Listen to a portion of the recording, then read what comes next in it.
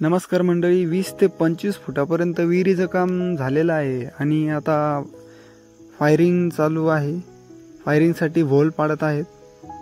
खालून पाण्याचा दाब येत आहे वर. हे पाणी साचत आहे जास्त आणि त्याच्यामुळे ते मोटर लावलेली आहे त्यासाठी. तर पाणी उपसण्याचं काम चालूच आहे आणि शेजारी तुम्हाला मेखा दिसतील. त्या मेखाही याच्यासाठी बांधलेला आहे की शेजारी घर आहे आणि हा पोत्याचा बारदाना शिवलेला आहे. तर जे फायरिंग होणार आहे त्या फायरिंगमधून मोठे मोठे दगड किंवा छोटी जरी दगड उडाली तर शेजारी जे घरं आहेत आणि तेथील जनावरं असतील त्या जनावरांना इजा होऊ नये किंवा कोणत्याही माणसाला इजा होऊ नये यासाठी आपण हा बारदाना शिवलेला आहे आणि ह्या मेखा लावलेल्या आहेत. तो बारदाना या मेखांना बांधून विहिरीला झाकवून ठेवणार आहोत आणि हे झाकल्यानंतर ज्यावेळेस फायरिंग होईल त्यावेळेस ते जे दगड असतील किंवा माती असेल किंवा खडे असतील ते त्या बारदानाला अडकून विहिरीतच पडावे यासाठी हा बारदाना शिवलेला आहे. एवढी सगळी मेहनत करावी लागते कारण सेफ्टी महत्त्वाची आहे.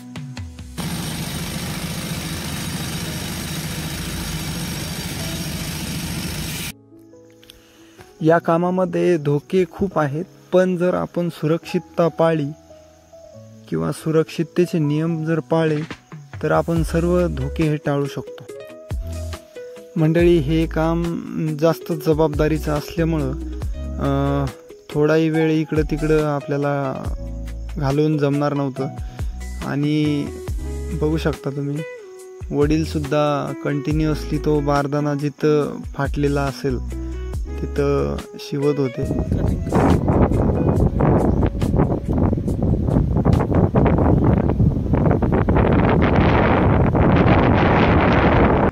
आता फायनली वेळ झाली आहे फायरिंग उडवण्याची. त्यासाठी आपण कुणी माणूस आसपास राहणार नाही याची काळजी घेतली. सगळ्यांना बाजूला जायला सांगितले.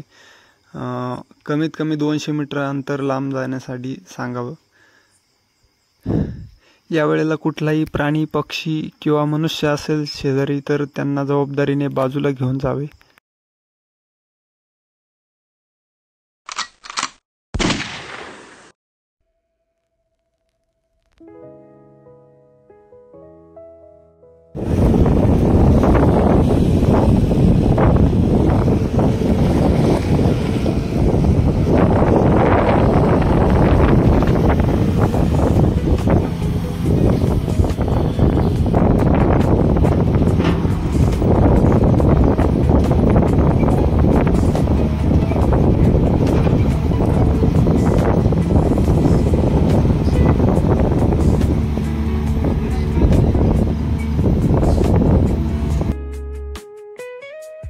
तर मंडळी, कसं वाटलं तुम्हाला आमच्या विहिरीचं काम?